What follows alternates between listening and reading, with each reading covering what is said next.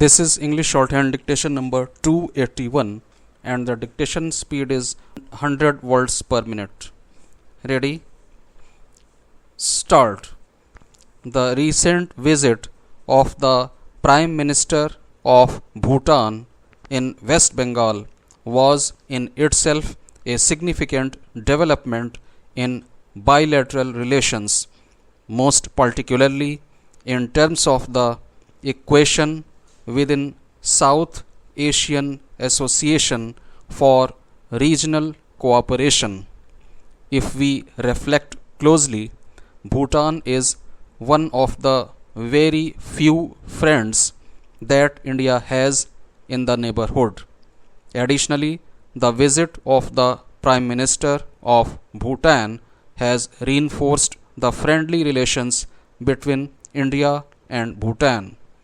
Having said that, the primary facet of this development was the reopening of all four border gates that Bhutan had closed for the past 3 years on account of the coronavirus pandemic.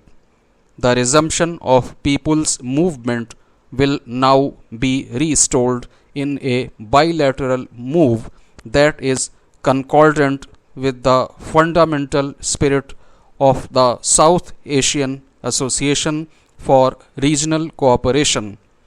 The grandstanding over the reopening of the border gates would suggest that the tiny Himalayan nation feels secure about the pandemic. Ever since March 2020, when coronavirus at its peak, Bhutan had stopped the movement of people through the land routes. The country boasts 4 transit points which open towards India.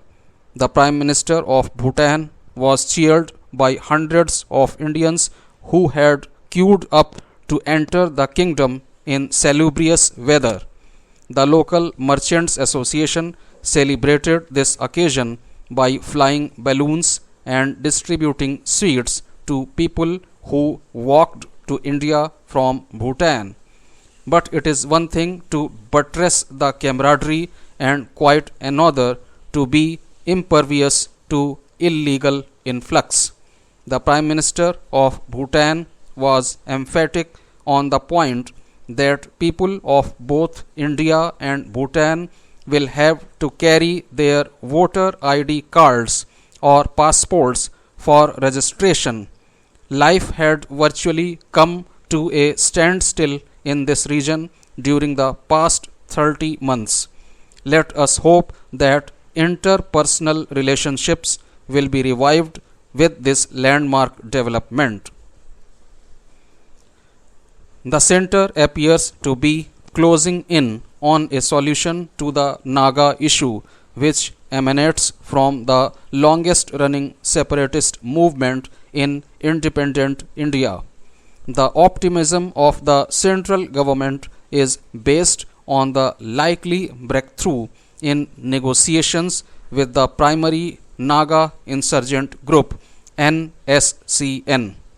The NSCN had ceased hostilities after a ceasefire agreement with the government of India well over 2 decades ago, and there have been several rounds of talks between the NSCN and the government since then, but there are no tangible results to show. That seems all set to change.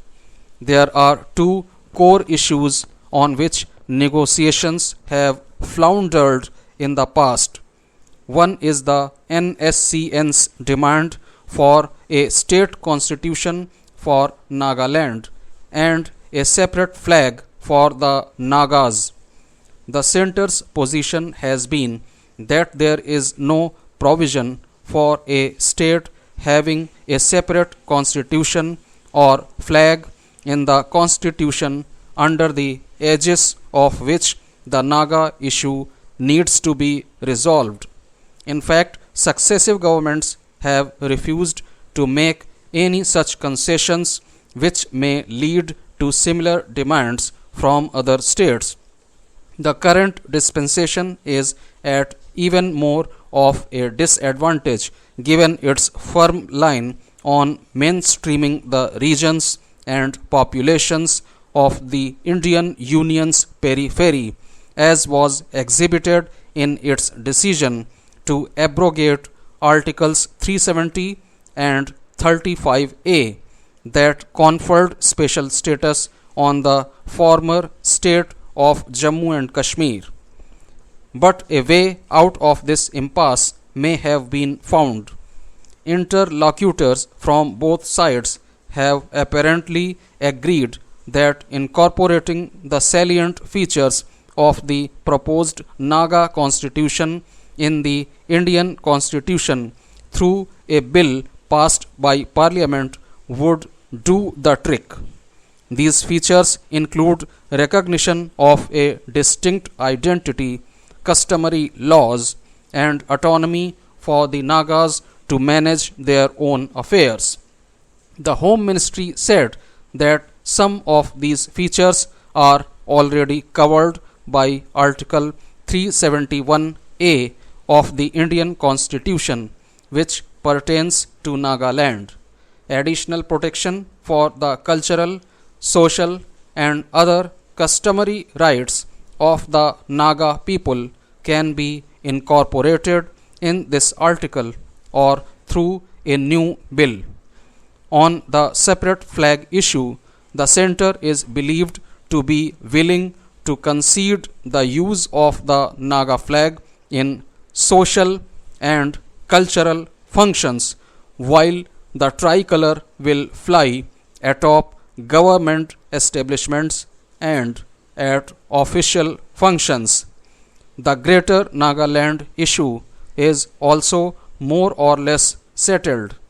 The government has all along maintained that the integration of Naga areas of Assam, Manipur, and Arunachal Pradesh with Nagaland demanded by the NSCN is a non-starter, though the Centre will have no objection if the neighbouring states voluntarily cede their Naga territories to Nagaland. It is well known that Italy is one of the European Union's largest economies. It appears that Italy will turn decisively to the right in its politics.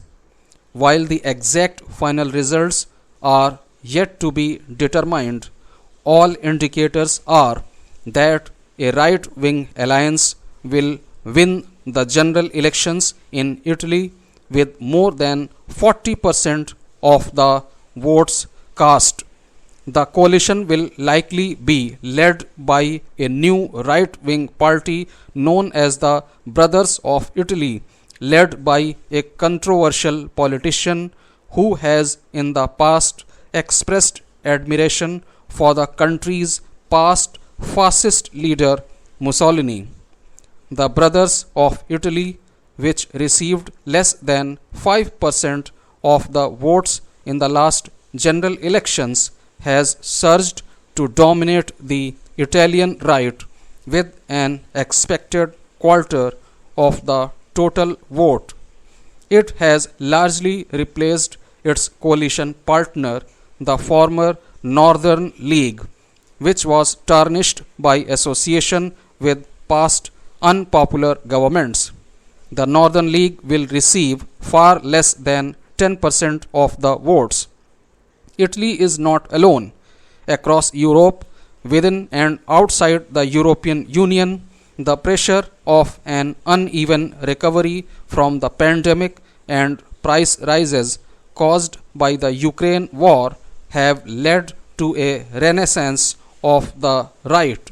In Sweden, the recent elections saw the far-right Sweden Democrats make great gains and achieve influence over the government for the first time in that country's history. In the United Kingdom, a change of guard in the ruling Conservative Party has caused the country's economic management to move sharper to the right than at any point since Margaret Thatcher.